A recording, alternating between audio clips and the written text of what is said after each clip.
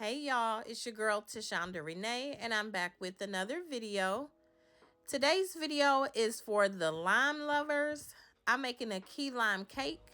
So if you would like to see how I do it, please stay tuned. This cake is very simple to make. The recipe is easy to follow. What you're going to do is start with 5 large eggs. You're going to add them to a mixing bowl. And this recipe does not require an electric mixer or a stand mixer. You can actually whisk this together. Next, you're going to add 1.5 cups of vegetable oil.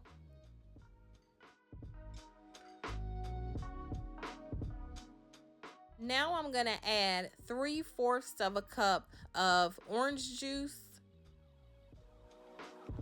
1 tablespoon of fresh lime juice, 1 tablespoon of pure vanilla extract, a 1/2 teaspoon of creme bouquet, and then I'm just going to mix that together.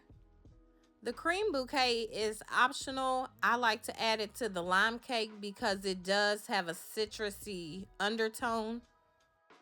Next, I'm going to add a 3-ounce package of lime flavored jello.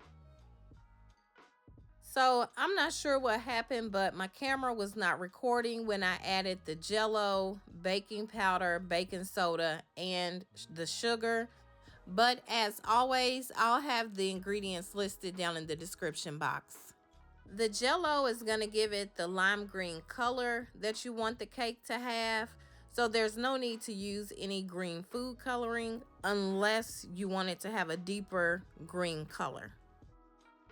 Now I'm adding 2 cups of all-purpose flour, and I'm just going to mix that until it's just combined. I'm going to mix it for about a minute or so, and you want to be sure to scrape down the sides of the bowl while it's mixing. You want to preheat your oven to 350 degrees, and for this cake, I'm baking it in 2 9-inch cake pans. So I'm going to go ahead and get those prepared. You can either spray them down with Baker's Joy or some kind of baking spray, or you can just use butter and flour, and that's what I did today.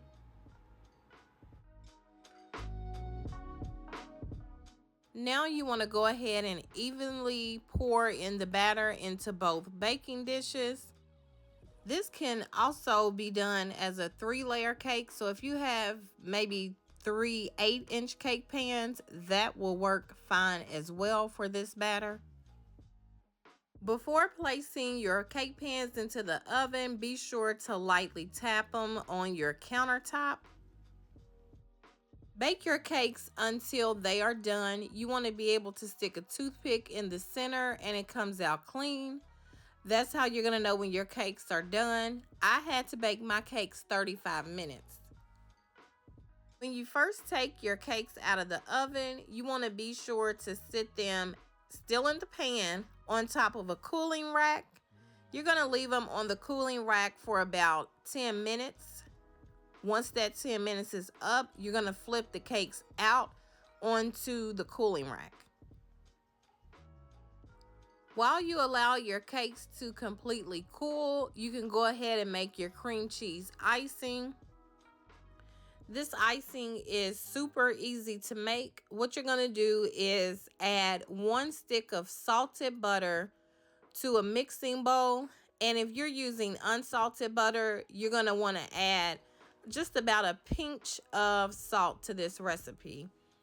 Next, you're going to add 1 8-ounce block of cream cheese to the mixing bowl, and you're just going to mix that together until it's well combined. Both the butter and the cream cheese should be softened. Next, you're going to add a little vanilla extract. I'm going to add about a 1/2 teaspoon. You can adjust yours according to your taste. Next, I'm going to add the juice of 1 lime. In order to get the juices to flow in the lime, you may want to pop it in the microwave for a few seconds. And be sure to use the palm of your hand and roll the lime before you slice it. Next, you're going to add 16 ounces of confectioner's sugar.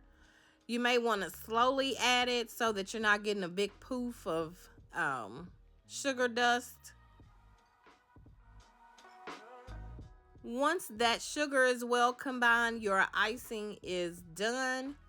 If you want more lime flavor, you can go ahead and add some more fresh lime juice and just mix it until it's well combined. You can really adjust that to your liking.